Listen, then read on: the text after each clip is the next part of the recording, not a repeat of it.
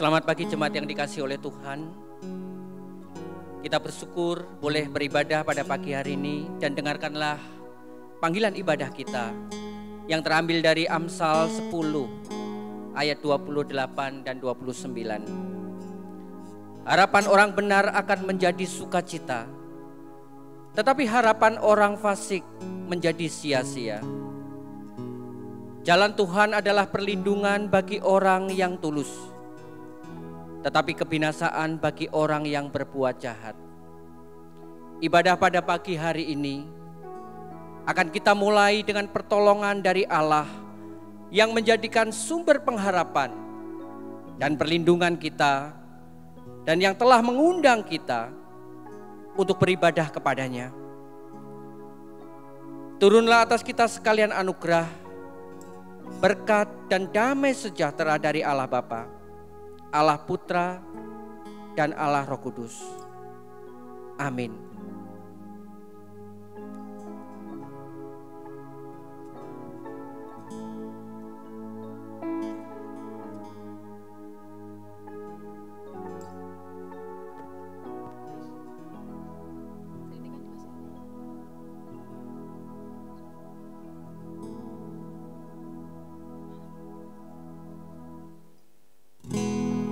Selamat datang jemaat Tuhan di ibadah online GKK Surabaya.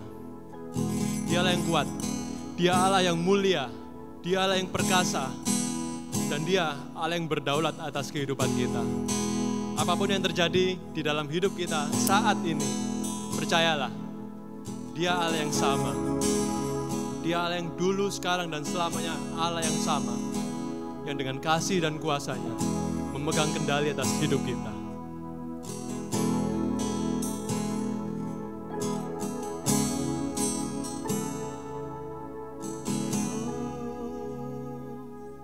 When the mountains fall and the sea turns around, but my word stands strong, says the Lord.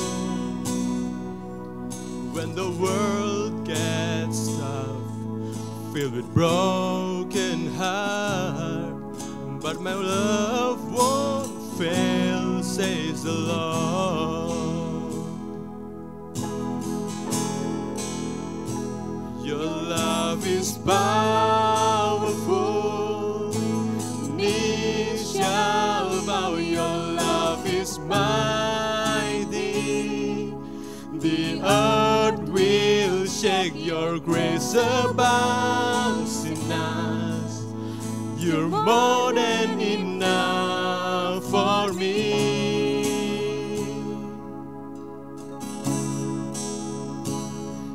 Jesus, you're able to break every chain. Our lives in your hands. You're in control. Grace overflows in us. You're more than enough for me.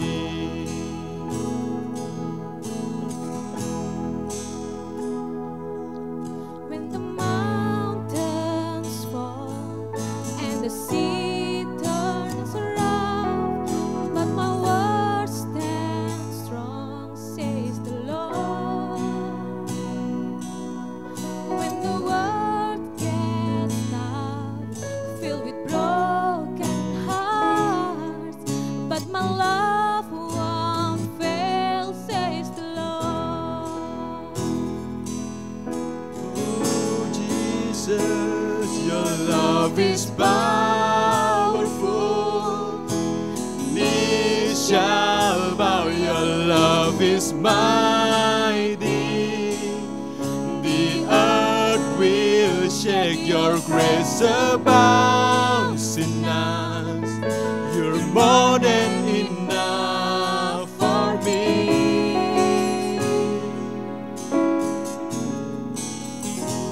Jesus, you're to break every chain. Our lives in your hands. You're in control. Grace overflows in us.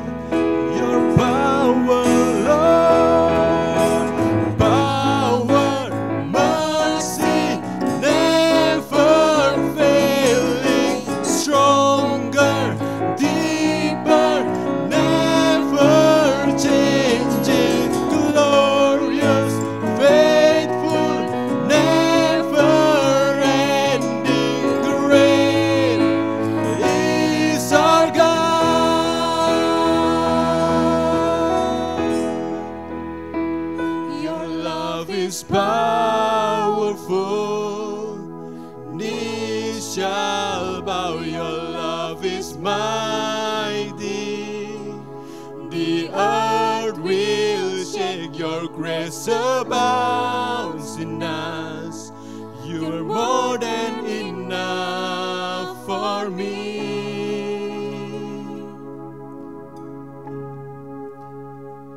Jesus, you're able to break every chains, all lies in your hands. You're in control, grace overflows in us. You're more than enough for me.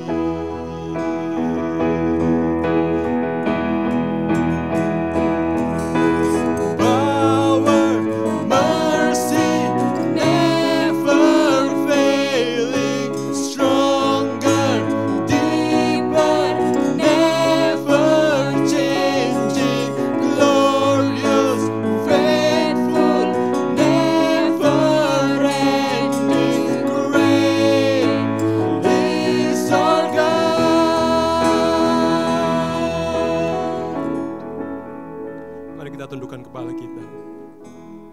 Thank you Jesus, thank you Lord. Buat kasih setiamu dalam hidup kami. Atas penopanganmu, atas kelemahan kami, atas kedaulatan, atas diri kami. Terima kasih Tuhan. Engkau tidak pernah melepaskan kami sedetik pun. Terima kasih Tuhan Yesus. Kami manusia yang lemah. Kami selalu butuh topangan-Mu. Kami selalu butuh kekuatan yang hanya daripada-Mu.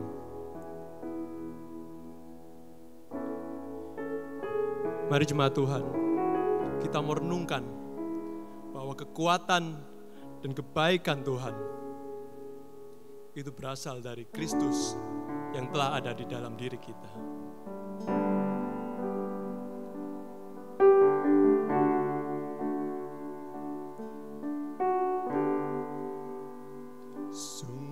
Besar anugerah dalam Yesus, kasih surga yang tak tertandingi, sukacita kebenaran yang bebaskan, kasih sempurna damai yang kekal.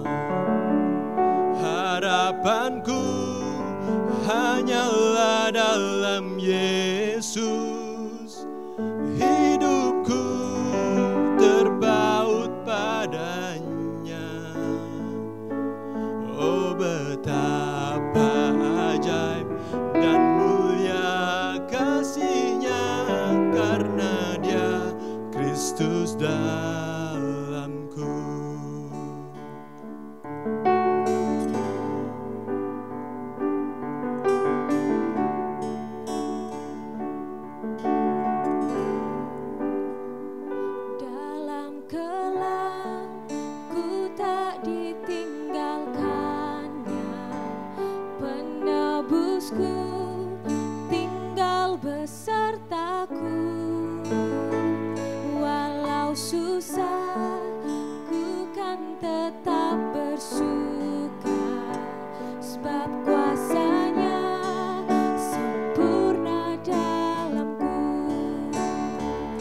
Harapanku dalam Dia gembalaku, dalam lembah Dia pimpinku. Oh malam yang gelap telah dikalahkan, karena Dia Kristus dalamku.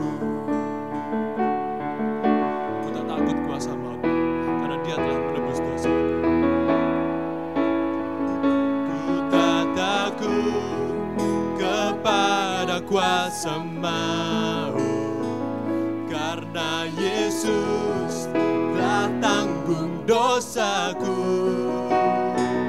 Darah-Nya yang tercurah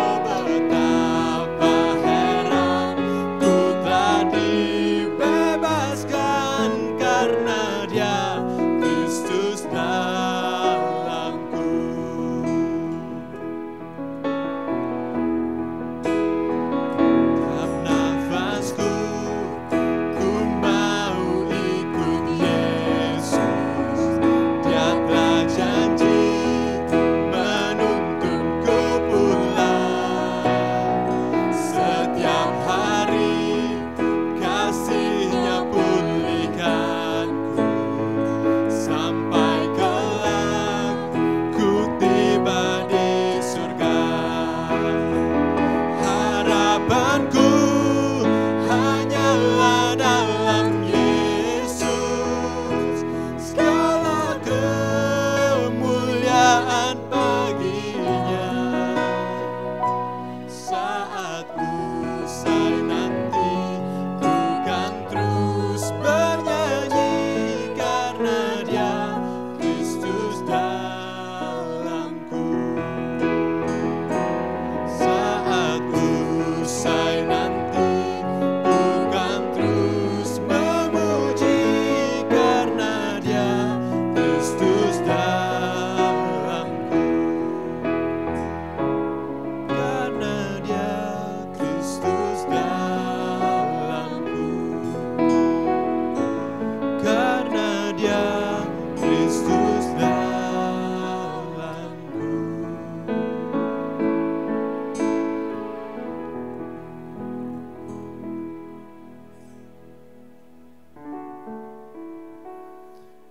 2 Korintus 12 ayat 9. Tetapi jawab Tuhan kepadaku, cukuplah kasih karuniaku bagimu, sebab justru dalam kelemahanlah kuasaku menjadi sempurna. Sebab itu terlebih suka aku bermegah atas kelemahanku, supaya kuasa Kristus turun menaungi aku. Mari saudara-saudara, kita belajar untuk lebih membuka hati kita agar Roh Kudus bekerja dalam diri kita. Hati kita yang masih keras, hati kita yang masih gak yakin akan kuasanya, akan kuasa Roh Kudus. Mari kita mau berdoa agar Roh Kudus bekerja dalam hati kita.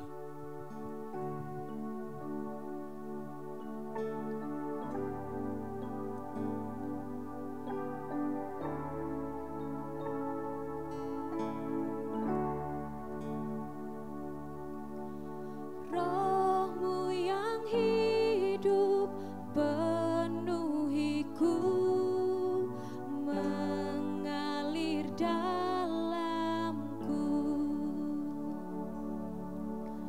Jiwaku tenang bersamamu dalam naungan-Mu.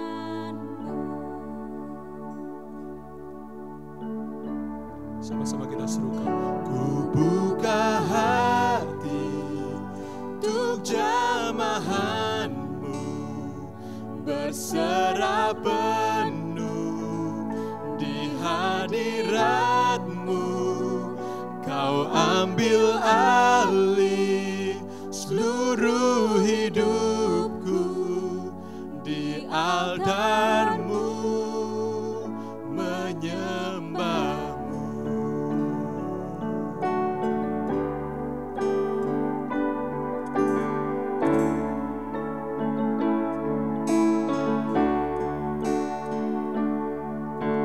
Roh-Mu yang kudus, pulihkan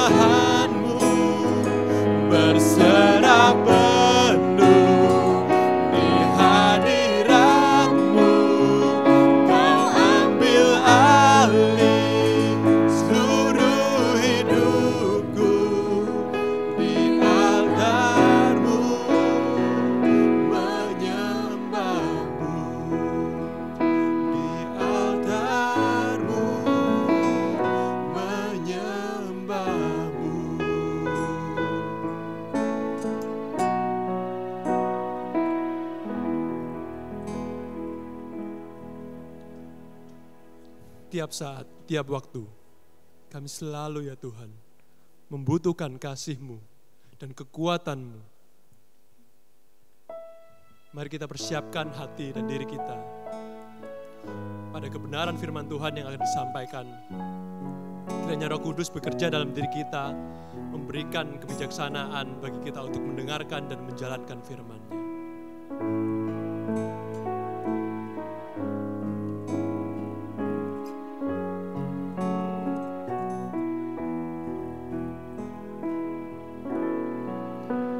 Ya Tuhan, tiap jam ku memerlukan-Mu. Engkaulah yang memberi sejahtera penuh. Setiap jam ya Tuhan, Dikau ku perlukan. Ku datang juru selamat, berkatilah.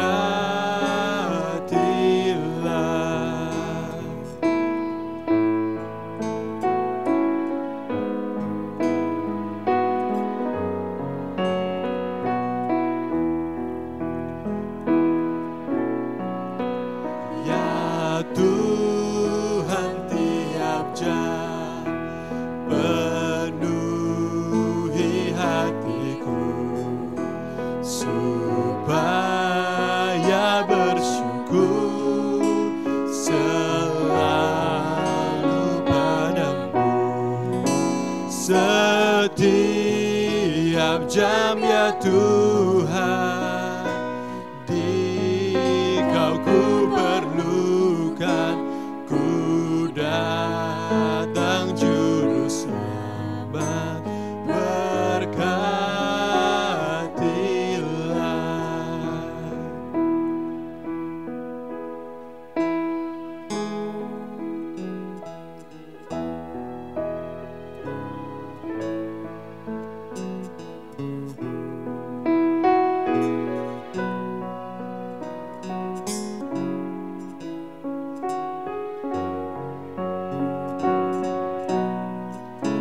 Setiap jam ya Tuhan, Dikau ku perlukan. Ku datang juru selamat, berkatilah. Ku datang juru selamat, berkatilah.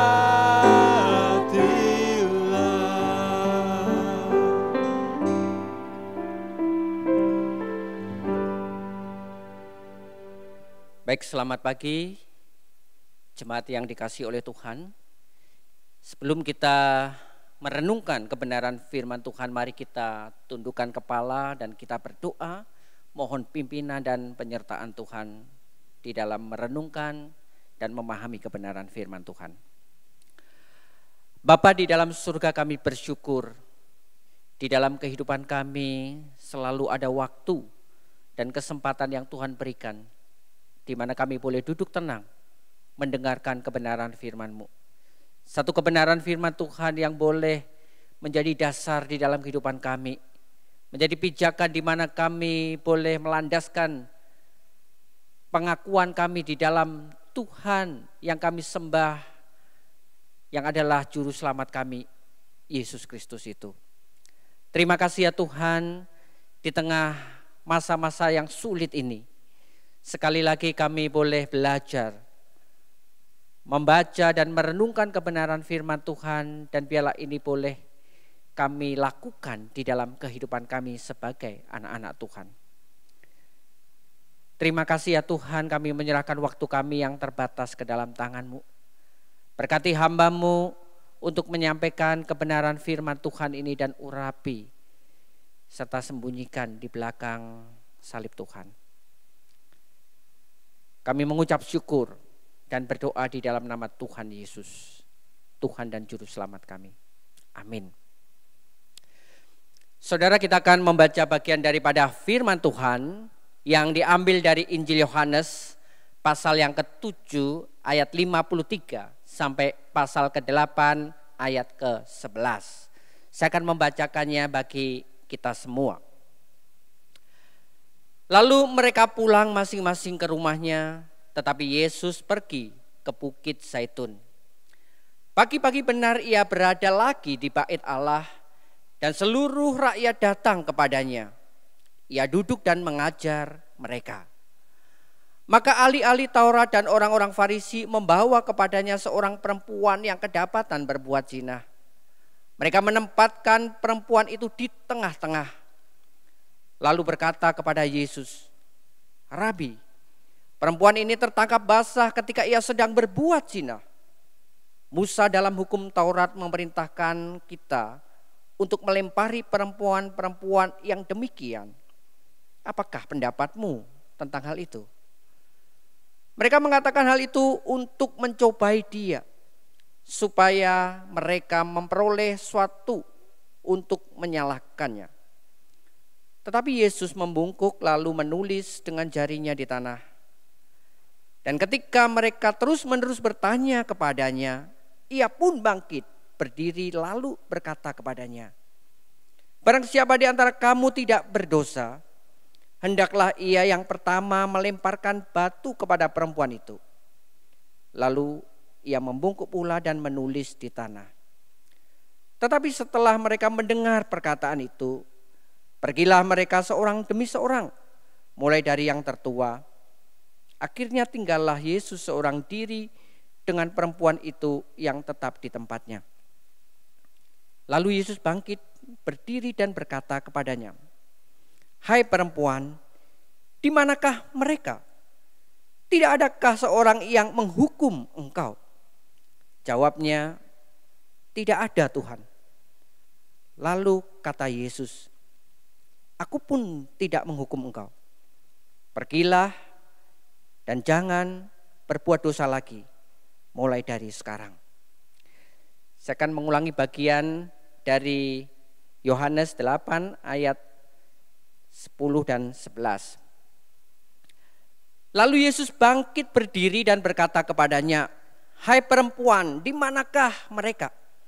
Tidak adakah seorang yang menghukum engkau?" Jawabnya, "Tidak ada, Tuhan." Lalu kata Yesus, "Aku pun tidak menghukum engkau. Pergilah dan jangan berbuat dosa lagi mulai dari sekarang." Nah, saudaraku yang dikasihi dalam Tuhan, belakangan ini di tengah masa pandemi kita sering mendengar satu istilah yang muncul, yaitu new normal. Satu istilah yang mulai dibicarakan banyak orang. Kira-kira kehidupan normal seperti apa yang akan dilalui oleh orang-orang yang nantinya melewati masa setelah pandemi ini. Dan itu disebut new normal. Sebetulnya apa yang baru di dalam kenormalan yang dulunya dilakukan? Ada hal-hal yang akan coba diterapkan di dalam kehidupan yang baru nanti, dan itu menjadi sebuah gaya hidup yang ada di dalam diri mereka. Dan new normal ini, saudara, tentu akan membawa pada satu perubahan yang disebut dengan new life, di mana kehidupan seseorang itu nantinya akan mengalami perubahan. Saudara, tidak berbeda dengan kehidupan anak Tuhan. Anak-anak Tuhan yang hidup di dalam kehidupan manusia lama itu juga dituntut untuk berubah di dalam satu kehidupan yang baru yang nantinya harus dijalani. Kenapa? Karena kehidupan lama ini adalah kehidupan yang menuju kepada yang namanya kebinasaan. Oleh karena kita hidup di dalam dosa. Dan kita tahu Roma 6 ayat 23 mengatakan sebab upah dosa itu adalah maut, yaitu penghukuman Allah. Sehingga di dalam kehidupan manusia yang lama itu akan dapat dipastikan bahwa setiap orang menuju yang namanya pengadilan yang adil dari Allah, yaitu penghukuman. Nah saudara, kehidupan lama setiap orang itu akan membawa diri kita pada masa depan yang tidak pasti, yang boleh kita katakan masa yang suram tentunya. Karena itu kita perlu meninggalkan kehidupan lama tersebut dan beralih kepada kehidupan yang baru, yang akan membawa kita pada masa depan yang indah, yaitu kehidupan baru yang dilandaskan pada anugerah Tuhan dan karya pengampunannya. Nah itulah yang dikehendaki oleh Tuhan Yesus, agar ada perubahan hidup yang terjadi dalam diri perempuan yang bersinah dari perikop yang kita baca. Yohanes 8 ayat ke-11. Lalu kata Yesus, aku pun tidak menghukum engkau, pergilah. Tetapi jangan berbuat dosa lagi mulai dari sekarang. Saudara, kita akan belajar dari kisah Yohanes 7:53 sampai Yohanes 8 ayat ke-11 ini. Satu pembelajaran yang akan coba kita mengerti mengenai kesempatan menjalani kehidupan baru yang disediakan melalui anugerah pengampunan yang Tuhan berikan supaya kita memiliki kehidupan atas masa depan kita. Saudara, pembelajaran ini bukan hanya kita dapatkan dalam diri perempuan yang berzina saja, tetapi juga dalam diri ahli-ahli Taurat dan orang-orang Farisi yang muncul di dalam kisah tersebut. Saudaraku yang dikasihi Tuhan, kisah mengenai perikop pasal yang ke-8 ini menceritakan bagaimana kunjungan Tuhan Yesus di Yerusalem saat merayakan Hari Raya Pondok Daun. Yohanes 7 ayat 37. Sebagai seorang laki-laki Yahudi, Yesus menunaikan kewajibannya untuk beribadah di bait Allah pada hari-hari tertentu. Baik Paskah, Pentakosta, Pondok Daun. Dan itu juga yang dituntut di dalam kitab Taurat. Ulangan 16 ayat 16.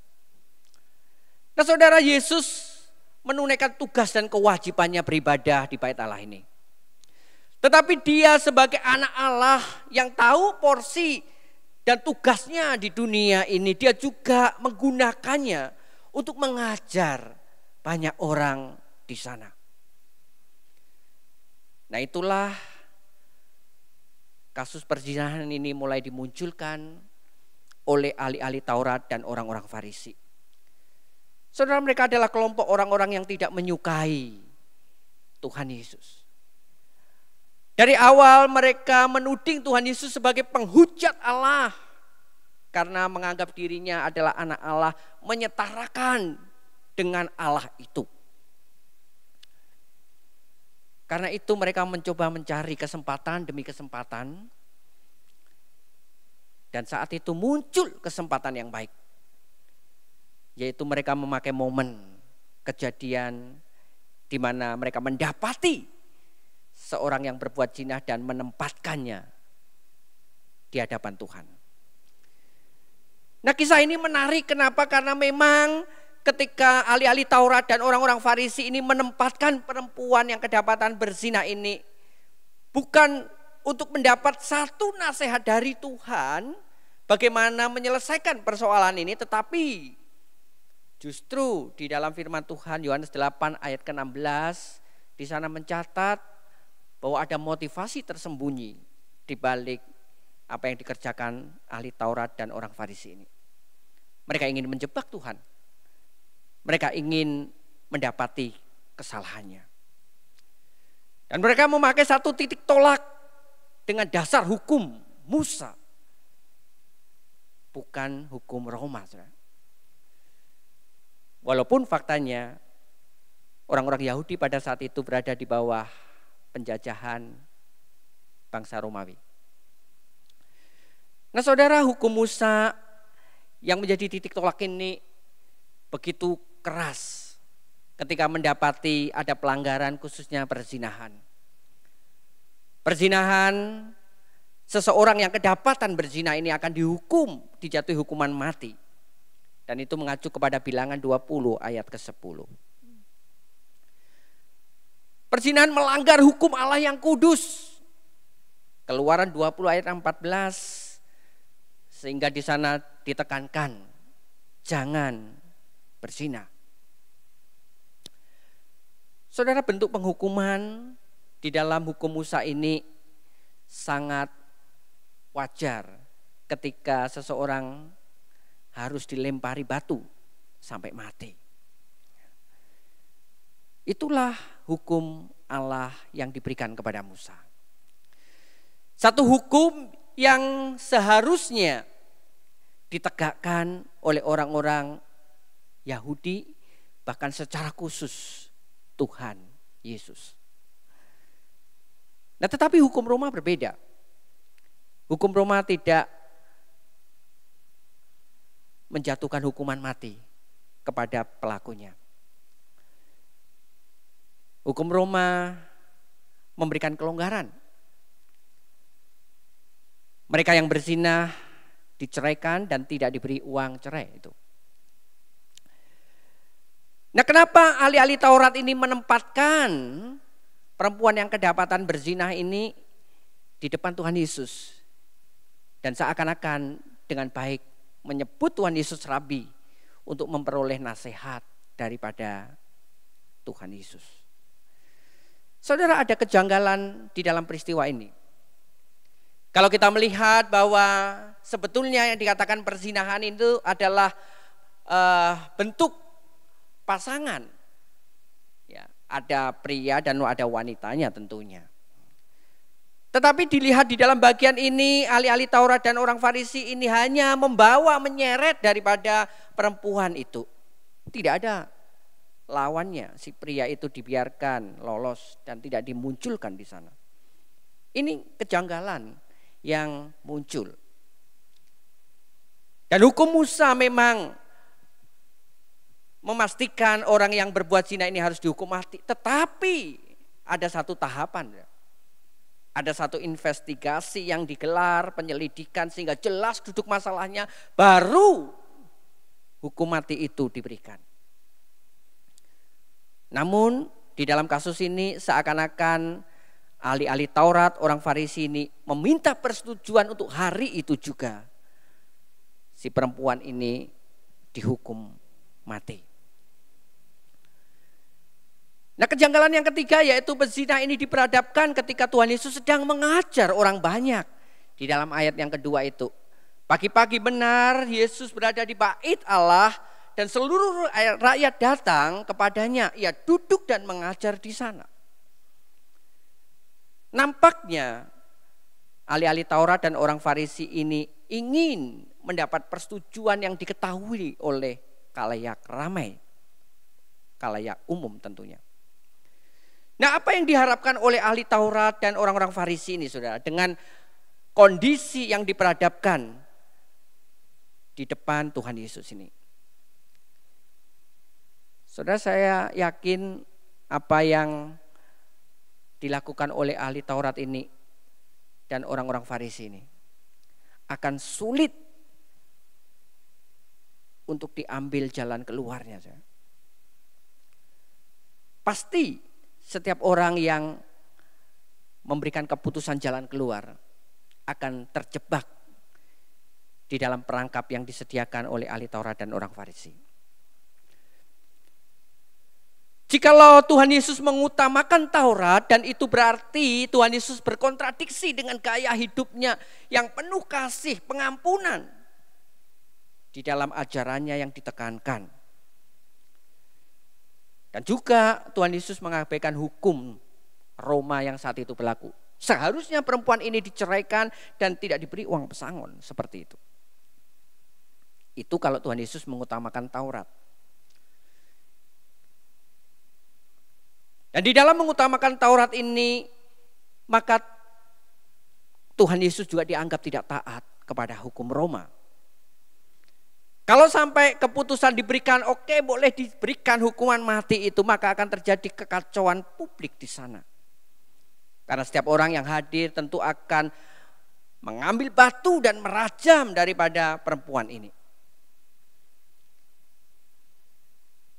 Dan bagian yang ketiga, kalau Tuhan Yesus tidak mengindahkan hukum Musa, maka dia dianggap sebagai orang kafir.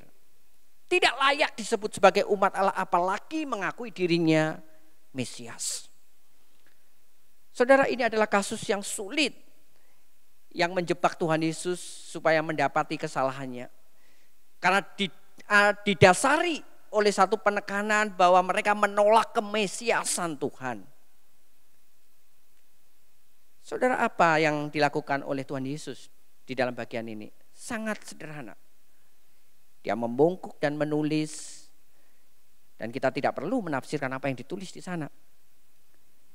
Tetapi apa yang kemudian muncul dari mulut Tuhan Yesus ketika ahli Taurat dan orang-orang Farisi ini mendesaknya. Dikatakan di dalam ayat yang ke-7, barang siapa di antara kamu tidak berdosa, hendaklah ia yang pertama melemparkan batu kepada perempuan itu. Saudara, kalimat ini luar biasa, saudara. Kalimat yang penuh hikmat ilahi. Ya. Saya percaya bahwa kisah ini ditempatkan supaya kita boleh belajar. Belajar di dalam suatu realita yang sama di dalam kehidupan ini. Entah setiap kita memposisikan diri sebagai ahli Taurat atau orang Farisi yang terlihat begitu suci dan rohani, memiliki kehidupan yang baik, yang menjadikan hukum Musa sebagai pijakan atau standar hidupnya. Tetapi mereka hatinya dipenuhi dengan kepahitan. Hatinya kotor, penuh dengan kelicikan, kebobrokan moral yang dibungkus dengan kesalehan hidupnya. Saudara, ahli-ahli Taurat dan orang-orang Farisi ini mencoba untuk menjebak dan menjatuhkan Yesus.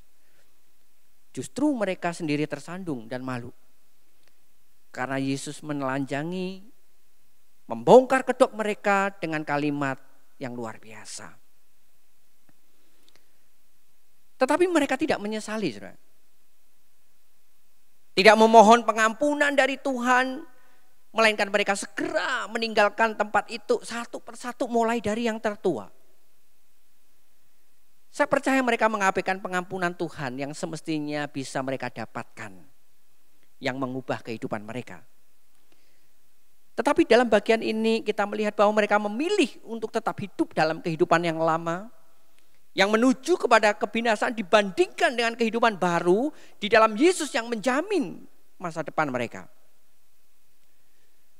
Saudara, berbeda dengan perempuan yang kedapatan berzina ini. Yang diadili, yang ditempatkan di tengah-tengah mereka karena melakukan pelanggaran moral yang tidak terluput daripada hukuman mati versi daripada hukum Musa. Saudara, mungkin perempuan ini melakukan perbuatan tercela ini bukan hanya sekali. Bisa jadi 2-3 kali, berkali-kali. Tetapi hari itu dia kedapatan tertangkap basah. Dan diperhadapkan di depan Yesus. Diadili di depan Yesus. Di antara ahli-ahli Taurat dan orang Farisi. Saya percaya bahwa wanita ini tidak sanggup untuk menengadahkan kepalanya melihat kondisi yang ada di sekelilingnya. Pasti akan tertunduk malu, bahkan menantikan apa yang akan terjadi. Dan dia tahu hasil akhirnya, yaitu kebinasaan. Dia hanya menunggu. Menunggu hukuman yang dijatuhkan, terlebih lagi ketika dia mendengar Tuhan Yesus berkata, barang siapa di antara kamu yang tidak berdosa, hendaklah ia yang pertama melemparkan batu kepada perempuan itu. Saudara, kalimat itu menjadi satu kalimat yang final di dalam kehidupan perempuan ini dan menantikan hujan batu menimpa dirinya. Saudara, tetapi waktu berlalu dan perempuan ini tidak merasakan kesakitan melalui lemparan batu dari orang-orang yang ada di sekelilingnya. Karena memang tidak ada batu yang menyentuh tubuhnya satupun. Dan dia mendapati mulai ada keheningan di tengah-tengah tempat itu. Dia sadar bahwa banyak orang mulai meninggalkan tempat itu. Tidak ada satupun yang menghukumnya. Sampai kemudian Tuhan Yesus berkata di dalam ayat ke-10, "Hai perempuan, di manakah mereka? Tidak adakah seorang yang menghukum engkau?" Dan tentu perempuan ini menjawab dengan gentar. Tidak ada, Tuhan. Tidak ada. Dan terlebih lagi kegentaran itu diresponi dengan jawaban yang diberikan Tuhan. "Aku pun tidak menghukum engkau."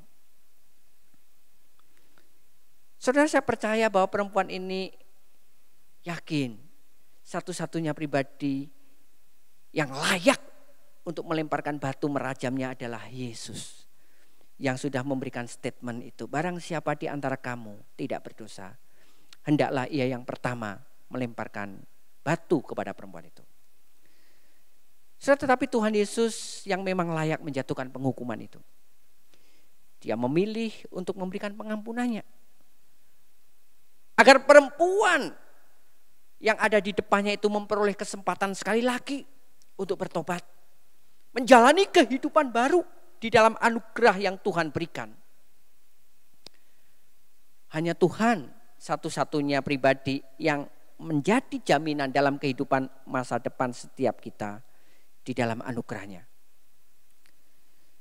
Saudara, walaupun ending daripada pasal ke-8 ini ditutup dengan statement Tuhan Yesus tentang pengampunan, yang dikatakan bahwa pergilah dan jangan berbuat dosa lagi mulai dari sekarang. Tidak ada indikasi bahwa Tuhan mengecilkan nilai dosa itu. Tetapi di sana belum waktunya Tuhan menjatuhkan penghukuman itu. Yang Tuhan berikan adalah kesempatan pertobatan. Dan saya percaya bahwa wanita ini akan meninggalkan tempat itu dengan sukacita. Karena dia diberikan kesempatan untuk mengisi hidupnya sekali lagi dengan perspektif yang baru, yaitu perspektif anugerah yang diterimanya. Dan yang membuat hidupnya mengalami perubahan yang luar biasa. Saudara, kehidupan lama pasti akan dia tinggalkan menuju kepada kehidupan yang baru. Dia tahu bahwa kehidupan yang lama baru saja dia jalani yang akan membawanya kepada penghukuman itu. Tetapi Tuhan meluputkannya dan membawanya kepada kehidupan baru yang ditunjukkannya untuk dijalaninya dengan sukacita. Supaya masa depan boleh menjadi bagian dalam hidupnya. Saudara, hari ini sekali lagi setiap orang diperhadapkan untuk menjalani kehidupan new normal. Satu kehidupan yang akan menjadi kebiasaan hidup yang dinilai baru, padahal sesungguhnya bukan sepenuhnya baru. Tetapi bagi anak-anak Tuhan, mereka bukan menjalani kehidupan new normal, melainkan new life itu. Satu kehidupan yang baru yang berubah secara total. Satu kehidupan baru di mana mereka telah diubahkan di dalam perspektif anugerah yang diterimanya. Dan itu yang mendorong setiap orang percaya bisa memiliki kehidupan yang berarti di masa depan. Saudaraku yang saya kasihi dalam Tuhan, Amsal 23 ayat 18 mengatakan bahwa karena masa depan itu sungguh ada dan harapanmu tidak akan hilang. Tuhan tahu, Tuhan merancangkan masa depan dalam hidup kita. Dan kita tidak mengerti jalannya. Ketika hari ini kita menjalani anugerah keselamatan, kita menjalani di dalam perspektif anugerah yang sudah kita terima hari ini. Akankah kita menyia-nyiakan kehidupan yang Tuhan beri ini? Saudara, berapa waktu yang masih Tuhan titipkan dalam hidup kita? Tetapi apakah kita menjalaninya sesuai dengan apa yang Allah kehendaki? Biarlah kita boleh meneladani kehidupan daripada perempuan yang kedapatan berzina ini. Tetapi dia merelakan hidupnya diubah oleh Tuhan. Dan dia menjalaninya dengan tidak berbuat dosa mulai hari itu. Jangan meneladani ahli-ahli Taurat dan orang-orang Farisi yang kehidupannya selalu ditonjolkan dengan kesalehan, tetapi itu merupakan kesalehan yang semu.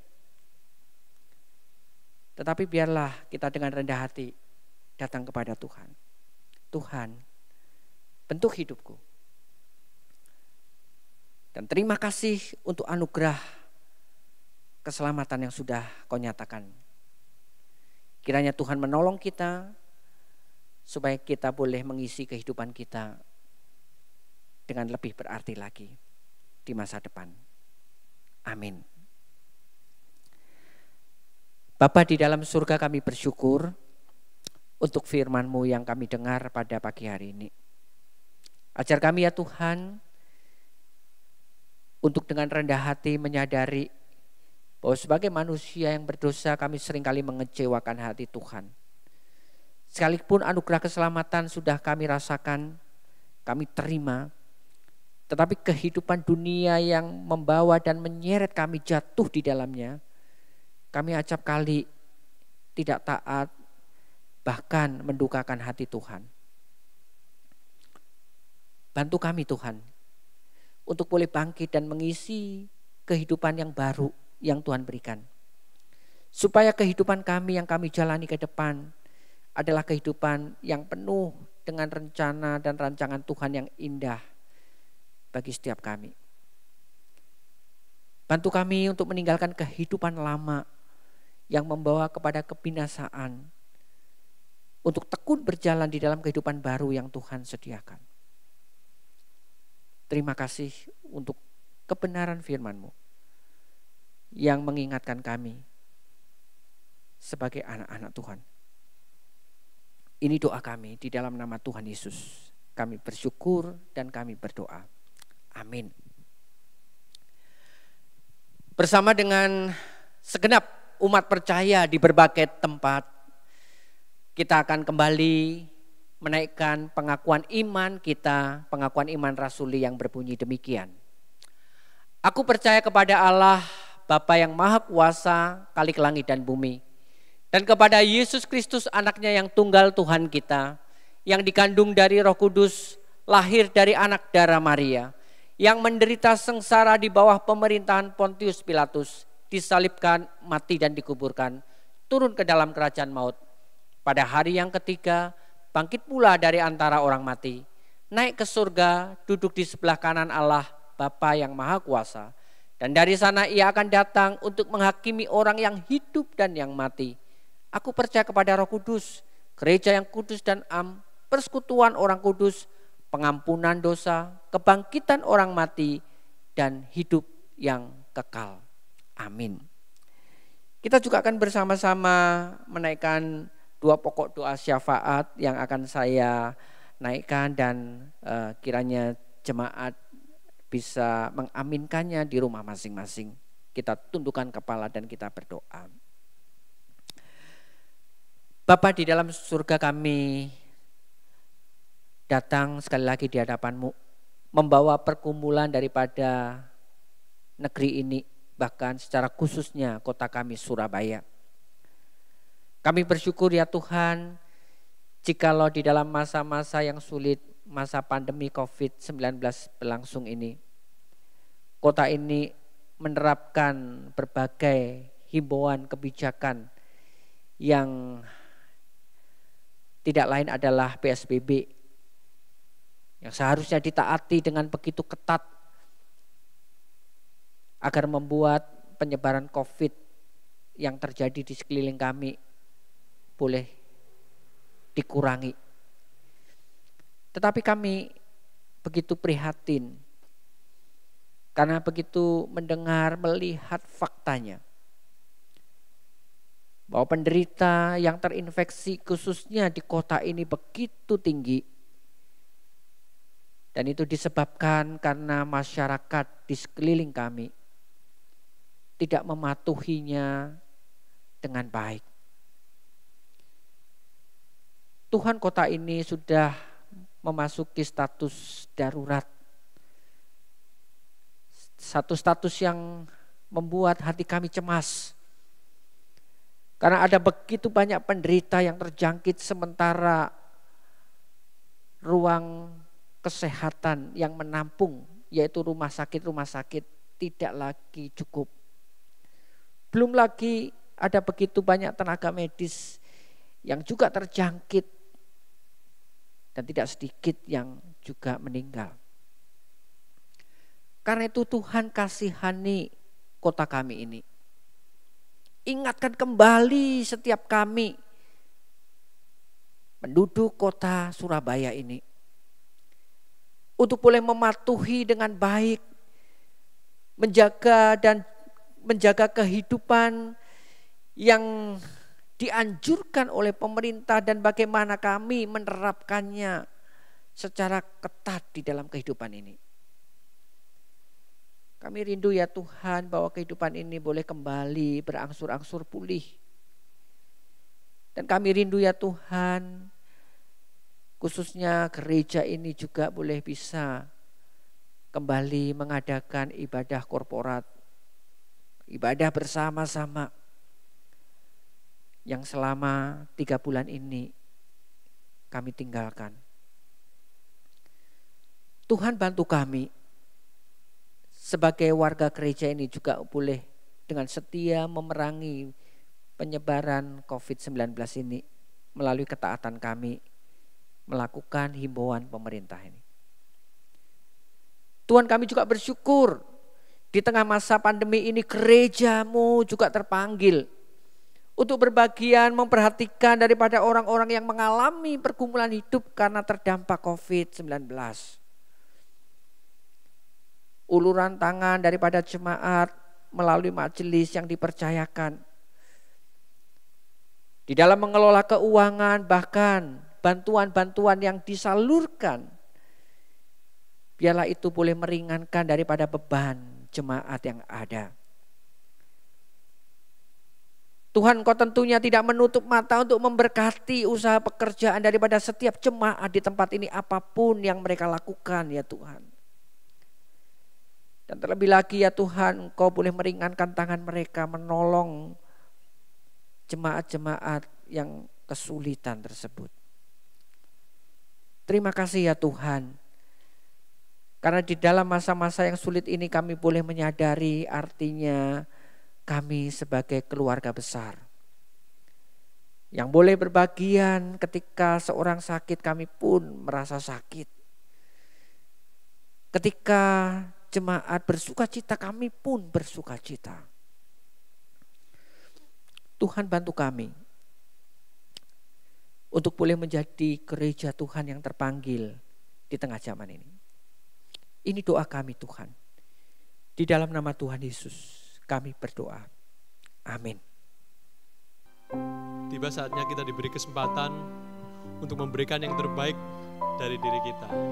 Bukan karena kita ingin memperoleh berkat, tapi karena Tuhan telah memberikan yang terbaik bagi diri setiap kita.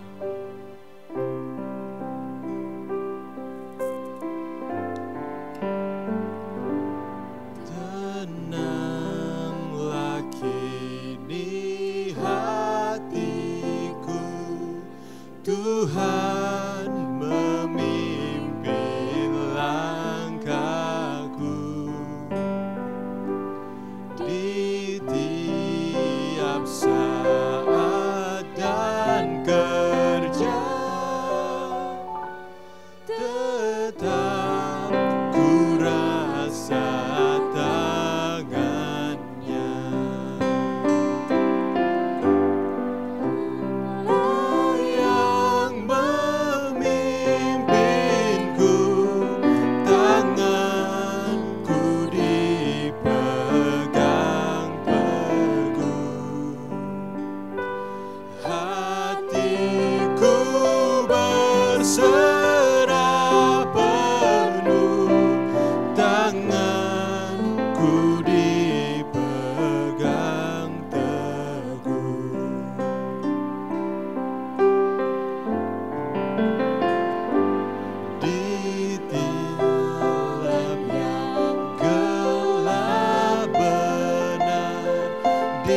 taman indah dan segar,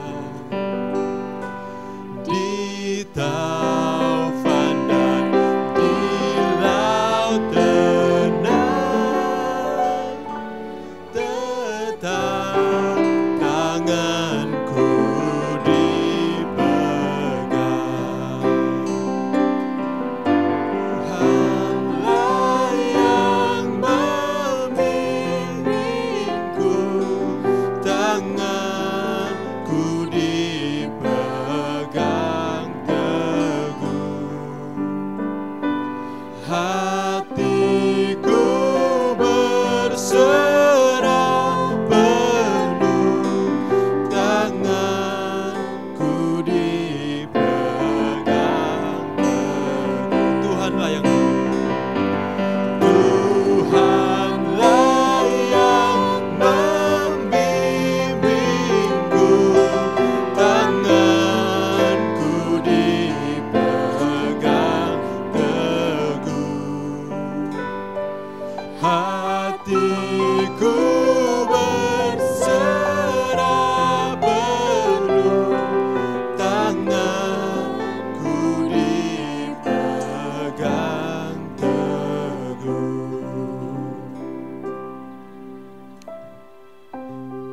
Terima kasih Tuhan, Engkau masih memberikan kepada kami kesempatan untuk memberi yang terbaik bagimu. Itu semata-mata bukan karena kami menginginkan berkat daripadamu, bukan ya Tuhan. Tapi itu semua karena Engkau telah memberikan yang terbaik bagi diri kami, yaitu kematian-Mu di atas kayu salib menebus segala dosa kami. Terima kasih Tuhan Yesus. Biarlah hati kita terus memandang pada Kristus, terus memandang pada salibnya, karena dari sanalah kekuatan Allah yang selalu menopang kita hari demi hari, selalu menguatkan kita, menguatkan iman kita hari demi hari dalam menghidupi firman-Nya.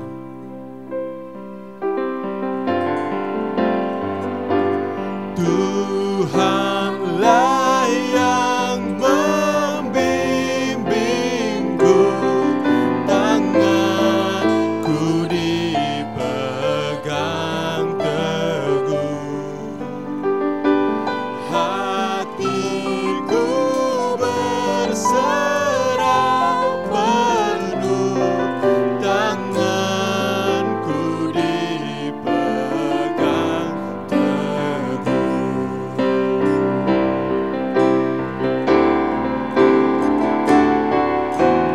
Puji Allah Bapa Putra, puji Allah Roh Kudus, ketiganya yang esa. Pohon selamat, sumber berkat.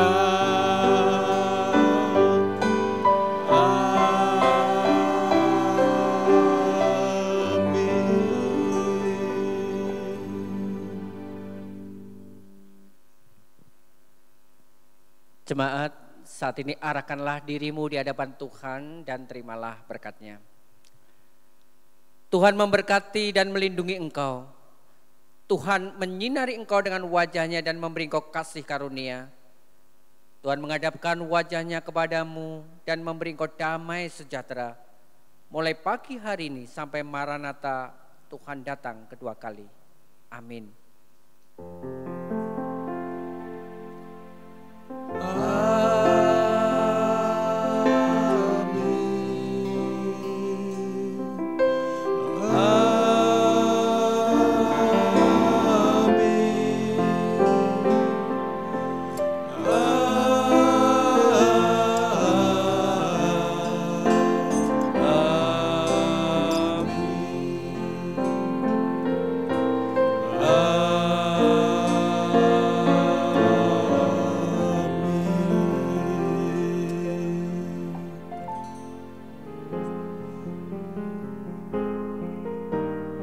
Ibadah telah selesai, jemaat diberikan waktu untuk bersaat teduh sejenak.